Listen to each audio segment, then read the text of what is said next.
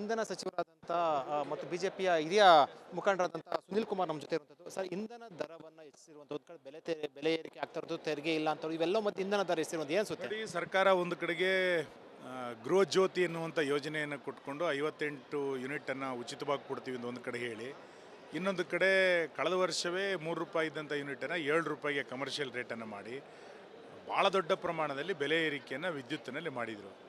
ಈಗ ಮತ್ತೊಮ್ಮೆ ಬೆಲೆ ಏರಿಕೆಯನ್ನು ಮಾಡಲಿಕ್ಕೋಸ್ಕರ KRC ಮುಂದೆ ಎಲ್ಲ ಎಸ್ಕಾಮ್ಗಳು ಮುಂದೋಗಿದೆ.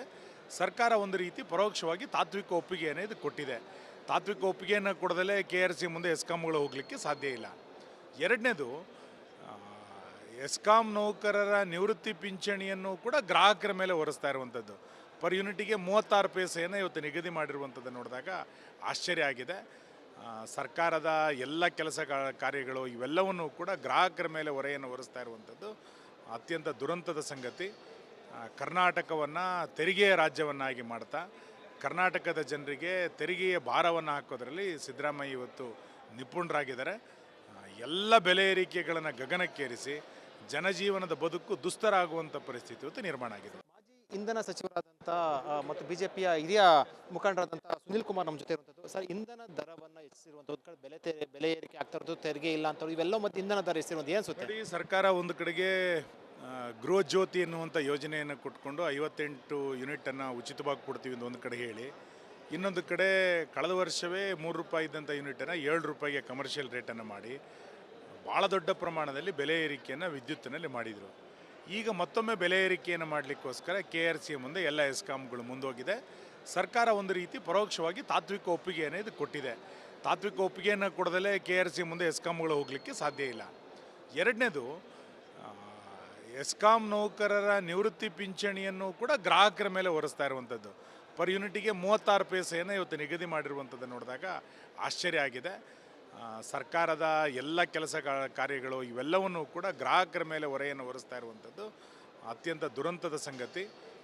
ಕರ್ನಾಟಕವನ್ನು ತೆರಿಗೆಯ ರಾಜ್ಯವನ್ನಾಗಿ ಮಾಡ್ತಾ ಕರ್ನಾಟಕದ ಜನರಿಗೆ ತೆರಿಗೆಯ ಭಾರವನ್ನು ಹಾಕೋದ್ರಲ್ಲಿ ಸಿದ್ದರಾಮಯ್ಯ ಇವತ್ತು ನಿಪುಣರಾಗಿದ್ದಾರೆ. ಎಲ್ಲ ಬೆಲೆ ಏರಿಕೆಗಳನ್ನು ಗಗನಕ್ಕೇರಿಸಿ ಜನಜೀವನದ ಬದುಕು ದುಸ್ತರ ಆಗುವಂಥ ಪರಿಸ್ಥಿತಿ ಇವತ್ತು ನಿರ್ಮಾಣ ಆಗಿದೆ. ಮಾಜಿ ಇಂಧನ ಸಚಿವರಾದಂಥ ಮತ್ತು ಬಿಜೆಪಿಯ ಹಿರಿಯ ಮುಖಂಡರಾದಂಥ ಸುನಿಲ್ ಕುಮಾರ್ ನಮ್ಮ ಜೊತೆ ಇರುವಂಥದ್ದು. ಸರ್, ಇಂಧನ ದರವನ್ನು ಹೆಚ್ಚಿಸಿರುವಂಥ ಒಂದು ಕಡೆ ಬೆಲೆ ಏರಿಕೆ ಆಗ್ತಾ ಇರೋದು, ತೆರಿಗೆ ಇಲ್ಲ ಅಂತ ಇವೆಲ್ಲ ಮತ್ತೆ ಇಂಧನ ದರ ಹೆಚ್ಚಿರುವಂಥ ಏನು ಸುತ್ತೆ? ನೋಡಿ, ಸರ್ಕಾರ ಒಂದು ಕಡೆಗೆ ಗೃಹ ಜ್ಯೋತಿ ಎನ್ನುವಂಥ ಯೋಜನೆಯನ್ನು ಕೊಟ್ಕೊಂಡು 58 ಯೂನಿಟನ್ನು ಉಚಿತವಾಗಿ ಕೊಡ್ತೀವಿ ಅಂತ ಒಂದು ಕಡೆ ಹೇಳಿ, ಇನ್ನೊಂದು ಕಡೆ ಕಳೆದ ವರ್ಷವೇ ₹3 ಇದ್ದಂಥ ಯೂನಿಟನ್ನು ₹7 ಕಮರ್ಷಿಯಲ್ ರೇಟನ್ನು ಮಾಡಿ ಭಾಳ ದೊಡ್ಡ ಪ್ರಮಾಣದಲ್ಲಿ ಬೆಲೆ ಏರಿಕೆಯನ್ನು ವಿದ್ಯುತ್ತಿನಲ್ಲಿ ಮಾಡಿದರು. ಈಗ ಮತ್ತೊಮ್ಮೆ ಬೆಲೆ ಏರಿಕೆಯನ್ನು ಮಾಡಲಿಕ್ಕೋಸ್ಕರ KRC ಮುಂದೆ ಎಲ್ಲ ಎಸ್ಕಾಮ್ಗಳು ಮುಂದೋಗಿದೆ. ಸರ್ಕಾರ ಒಂದು ರೀತಿ ಪರೋಕ್ಷವಾಗಿ ತಾತ್ವಿಕ ಒಪ್ಪಿಗೆಯನ್ನು ಇದು ಕೊಟ್ಟಿದೆ. ತಾತ್ವಿಕ ಒಪ್ಪಿಗೆಯನ್ನು ಕೊಡದಲ್ಲೇ KRC ಮುಂದೆ ಎಸ್ಕಾಮ್ಗಳು ಹೋಗಲಿಕ್ಕೆ ಸಾಧ್ಯ ಇಲ್ಲ. ಎರಡನೇದು, ಎಸ್ಕಾಂ ನೌಕರರ ನಿವೃತ್ತಿ ಪಿಂಚಣಿಯನ್ನು ಕೂಡ ಗ್ರಾಹಕರ ಮೇಲೆ ಹೊರಿಸ್ತಾ ಇರುವಂಥದ್ದು. ಪರ್ ಯೂನಿಟಿಗೆ 36 ಪೈಸೆಯನ್ನು ಇವತ್ತು ನಿಗದಿ ಮಾಡಿರುವಂಥದ್ದು ನೋಡಿದಾಗ ಆಶ್ಚರ್ಯ ಆಗಿದೆ. ಸರ್ಕಾರದ ಎಲ್ಲ ಕೆಲಸ ಕಾರ್ಯಗಳು ಇವೆಲ್ಲವನ್ನು ಕೂಡ ಗ್ರಾಹಕರ ಮೇಲೆ ಹೊರೆಯನ್ನು ಹೊರಿಸ್ತಾ ಇರುವಂಥದ್ದು ಅತ್ಯಂತ ದುರಂತದ ಸಂಗತಿ. ಕರ್ನಾಟಕವನ್ನು ತೆರಿಗೆಯ ರಾಜ್ಯವನ್ನಾಗಿ ಮಾಡ್ತಾ ಕರ್ನಾಟಕದ ಜನರಿಗೆ ತೆರಿಗೆಯ ಭಾರವನ್ನು ಹಾಕೋದ್ರಲ್ಲಿ ಸಿದ್ದರಾಮಯ್ಯ ಇವತ್ತು ನಿಪುಣರಾಗಿದ್ದಾರೆ. ಎಲ್ಲ ಬೆಲೆ ಏರಿಕೆಗಳನ್ನು ಗಗನಕ್ಕೇರಿಸಿ ಜನಜೀವನದ ಬದುಕು ದುಸ್ತರ ಆಗುವಂಥ ಪರಿಸ್ಥಿತಿ ಇವತ್ತು ನಿರ್ಮಾಣ ಆಗಿದೆ. ಮಾಜಿ ಇಂಧನ ಸಚಿವರಾದಂಥ ಮತ್ತು ಬಿಜೆಪಿಯ ಹಿರಿಯ ಮುಖಂಡರಾದಂಥ ಸುನಿಲ್ ಕುಮಾರ್ ನಮ್ಮ ಜೊತೆ ಇರುವಂಥದ್ದು. ಸರ್, ಇಂಧನ ದರವನ್ನು ಹೆಚ್ಚಿಸಿರುವಂಥ ಒಂದು ಕಡೆ ಬೆಲೆ ಏರಿಕೆ ಆಗ್ತಾ ಇರೋದು, ತೆರಿಗೆ ಇಲ್ಲ ಅಂತ ಇವೆಲ್ಲ ಮತ್ತೆ ಇಂಧನ ದರ ಹೆಚ್ಚಿರುವಂಥ ಏನು ಸುತ್ತೆ? ನೋಡಿ, ಸರ್ಕಾರ ಒಂದು ಕಡೆಗೆ ಗೃಹ ಜ್ಯೋತಿ ಎನ್ನುವಂಥ ಯೋಜನೆಯನ್ನು ಕೊಟ್ಕೊಂಡು 58 ಯೂನಿಟನ್ನು ಉಚಿತವಾಗಿ ಕೊಡ್ತೀವಿ ಅಂತ ಒಂದು ಕಡೆ ಹೇಳಿ, ಇನ್ನೊಂದು ಕಡೆ ಕಳೆದ ವರ್ಷವೇ ₹3 ಇದ್ದಂಥ ಯೂನಿಟನ್ನು ₹7 ಕಮರ್ಷಿಯಲ್ ರೇಟನ್ನು ಮಾಡಿ ಭಾಳ ದೊಡ್ಡ ಪ್ರಮಾಣದಲ್ಲಿ ಬೆಲೆ ಏರಿಕೆಯನ್ನು ವಿದ್ಯುತ್ತಿನಲ್ಲಿ ಮಾಡಿದರು. ಈಗ ಮತ್ತೊಮ್ಮೆ ಬೆಲೆ ಏರಿಕೆಯನ್ನು ಮಾಡಲಿಕ್ಕೋಸ್ಕರ KRC ಮುಂದೆ ಎಲ್ಲ ಎಸ್ಕಾಮ್ಗಳು ಮುಂದೋಗಿದೆ. ಸರ್ಕಾರ ಒಂದು ರೀತಿ ಪರೋಕ್ಷವಾಗಿ ತಾತ್ವಿಕ ಒಪ್ಪಿಗೆಯನ್ನು ಇದು ಕೊಟ್ಟಿದೆ. ತಾತ್ವಿಕ ಒಪ್ಪಿಗೆಯನ್ನು ಕೊಡದಲ್ಲೇ KRC ಮುಂದೆ ಎಸ್ಕಾಮ್ಗಳು ಹೋಗಲಿಕ್ಕೆ ಸಾಧ್ಯ ಇಲ್ಲ. ಎರಡನೇದು, ಎಸ್ಕಾಂ ನೌಕರರ ನಿವೃತ್ತಿ ಪಿಂಚಣಿಯನ್ನು ಕೂಡ ಗ್ರಾಹಕರ ಮೇಲೆ ಹೊರಿಸ್ತಾ ಇರುವಂಥದ್ದು. ಪರ್ ಯೂನಿಟಿಗೆ 36 ಪೈಸೆಯನ್ನು ಇವತ್ತು ನಿಗದಿ ಮಾಡಿರುವಂಥದ್ದು ನೋಡಿದಾಗ ಆಶ್ಚರ್ಯ ಆಗಿದೆ. ಸರ್ಕಾರದ ಎಲ್ಲ ಕೆಲಸ ಕಾರ್ಯಗಳು ಇವೆಲ್ಲವನ್ನು ಕೂಡ ಗ್ರಾಹಕರ ಮೇಲೆ ಹೊರೆಯನ್ನು ಹೊರಿಸ್ತಾ ಇರುವಂಥದ್ದು ಅತ್ಯಂತ ದುರಂತದ ಸಂಗತಿ. ಕರ್ನಾಟಕವನ್ನು ತೆರಿಗೆಯ ರಾಜ್ಯವನ್ನಾಗಿ ಮಾಡ್ತಾ ಕರ್ನಾಟಕದ ಜನರಿಗೆ ತೆರಿಗೆಯ ಭಾರವನ್ನು ಹಾಕೋದ್ರಲ್ಲಿ ಸಿದ್ದರಾಮಯ್ಯ ಇವತ್ತು ನಿಪುಣರಾಗಿದ್ದಾರೆ.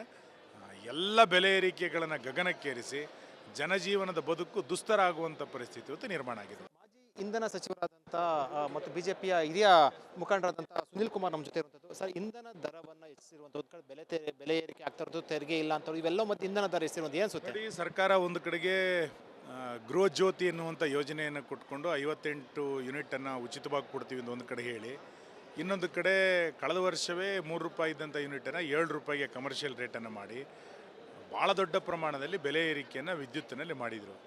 ಈಗ ಮತ್ತೊಮ್ಮೆ ಬೆಲೆ ಏರಿಕೆಯನ್ನು ಮಾಡಲಿಕ್ಕೋಸ್ಕರ KRC ಮುಂದೆ ಎಲ್ಲ ಎಸ್ಕಾಮ್ಗಳು ಮುಂದೋಗಿದೆ. ಸರ್ಕಾರ ಒಂದು ರೀತಿ ಪರೋಕ್ಷವಾಗಿ ತಾತ್ವಿಕ ಒಪ್ಪಿಗೆಯನ್ನು ಇದು ಕೊಟ್ಟಿದೆ. ತಾತ್ವಿಕ ಒಪ್ಪಿಗೆಯನ್ನು ಕೊಡದಲ್ಲೇ KRC ಮುಂದೆ ಎಸ್ಕಾಮ್ಗಳು ಹೋಗಲಿಕ್ಕೆ ಸಾಧ್ಯ ಇಲ್ಲ. ಎರಡನೇದು, ಎಸ್ಕಾಂ ನೌಕರರ ನಿವೃತ್ತಿ ಪಿಂಚಣಿಯನ್ನು ಕೂಡ ಗ್ರಾಹಕರ ಮೇಲೆ ಹೊರಿಸ್ತಾ ಇರುವಂಥದ್ದು. ಪರ್ ಯೂನಿಟಿಗೆ 36 ಪೈಸೆಯನ್ನು ಇವತ್ತು ನಿಗದಿ ಮಾಡಿರುವಂಥದ್ದು ನೋಡಿದಾಗ ಆಶ್ಚರ್ಯ ಆಗಿದೆ.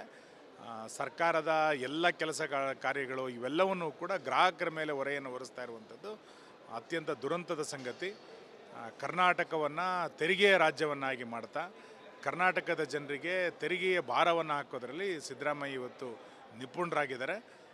ಎಲ್ಲ ಬೆಲೆ ಏರಿಕೆಗಳನ್ನು ಗಗನಕ್ಕೇರಿಸಿ ಜನಜೀವನದ ಬದುಕು ದುಸ್ತರ ಆಗುವಂಥ ಪರಿಸ್ಥಿತಿ ಇವತ್ತು ನಿರ್ಮಾಣ ಆಗಿದೆ. ಮಾಜಿ ಇಂಧನ ಸಚಿವರಾದಂಥ ಮತ್ತು ಬಿಜೆಪಿಯ ಹಿರಿಯ ಮುಖಂಡರಾದಂಥ ಸುನಿಲ್ ಕುಮಾರ್ ನಮ್ಮ ಜೊತೆ ಇರುವಂಥದ್ದು. ಸರ್, ಇಂಧನ ದರವನ್ನು ಹೆಚ್ಚಿಸಿರುವಂಥ ಒಂದು ಕಡೆ ಬೆಲೆ ಏರಿಕೆ ಆಗ್ತಾ ಇರೋದು, ತೆರಿಗೆ ಇಲ್ಲ ಅಂತ ಇವೆಲ್ಲ ಮತ್ತು ಇಂಧನ ದರ ಹೆಚ್ಚಿರುವಂಥ ಏನು ಸುತ್ತೆ? ನೋಡಿ, ಸರ್ಕಾರ ಒಂದು ಕಡೆಗೆ ಗೃಹ ಜ್ಯೋತಿ ಎನ್ನುವಂಥ ಯೋಜನೆಯನ್ನು ಕೊಟ್ಕೊಂಡು 58 ಯೂನಿಟನ್ನು ಉಚಿತವಾಗಿ ಕೊಡ್ತೀವಿ ಅಂತ ಒಂದು ಕಡೆ ಹೇಳಿ, ಇನ್ನೊಂದು ಕಡೆ ಕಳೆದ ವರ್ಷವೇ ₹3 ಇದ್ದಂಥ ಯೂನಿಟನ್ನು ₹7 ಕಮರ್ಷಿಯಲ್ ರೇಟನ್ನು ಮಾಡಿ ಭಾಳ ದೊಡ್ಡ ಪ್ರಮಾಣದಲ್ಲಿ ಬೆಲೆ ಏರಿಕೆಯನ್ನು ವಿದ್ಯುತ್ತಿನಲ್ಲಿ ಮಾಡಿದರು.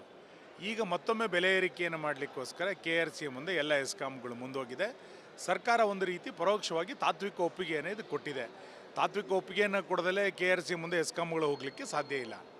ಎರಡನೇದು, ಎಸ್ಕಾಂ ನೌಕರರ ನಿವೃತ್ತಿ ಪಿಂಚಣಿಯನ್ನು ಕೂಡ ಗ್ರಾಹಕರ ಮೇಲೆ ಹೊರಿಸ್ತಾ ಇರುವಂಥದ್ದು.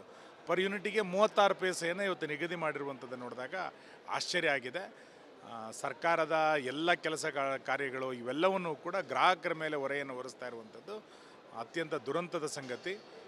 ಕರ್ನಾಟಕವನ್ನು ತೆರಿಗೆಯ ರಾಜ್ಯವನ್ನಾಗಿ ಮಾಡ್ತಾ ಕರ್ನಾಟಕದ ಜನರಿಗೆ ತೆರಿಗೆಯ ಭಾರವನ್ನು ಹಾಕೋದ್ರಲ್ಲಿ ಸಿದ್ದರಾಮಯ್ಯ ಇವತ್ತು ನಿಪುಣರಾಗಿದ್ದಾರೆ.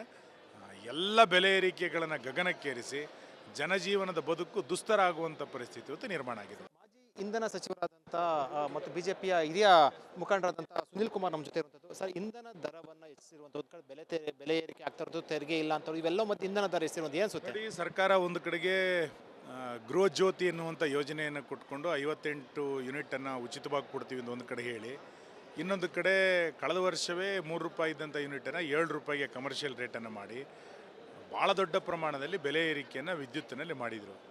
ಈಗ ಮತ್ತೊಮ್ಮೆ ಬೆಲೆ ಏರಿಕೆಯನ್ನು ಮಾಡಲಿಕ್ಕೋಸ್ಕರ KRC ಮುಂದೆ ಎಲ್ಲ ಎಸ್ಕಾಮ್ಗಳು ಮುಂದೋಗಿದೆ. ಸರ್ಕಾರ ಒಂದು ರೀತಿ ಪರೋಕ್ಷವಾಗಿ ತಾತ್ವಿಕ ಒಪ್ಪಿಗೆಯನ್ನು ಇದು ಕೊಟ್ಟಿದೆ. ತಾತ್ವಿಕ ಒಪ್ಪಿಗೆಯನ್ನು ಕೊಡದಲ್ಲೇ KRC ಮುಂದೆ ಎಸ್ಕಾಮ್ಗಳು ಹೋಗಲಿಕ್ಕೆ ಸಾಧ್ಯ ಇಲ್ಲ.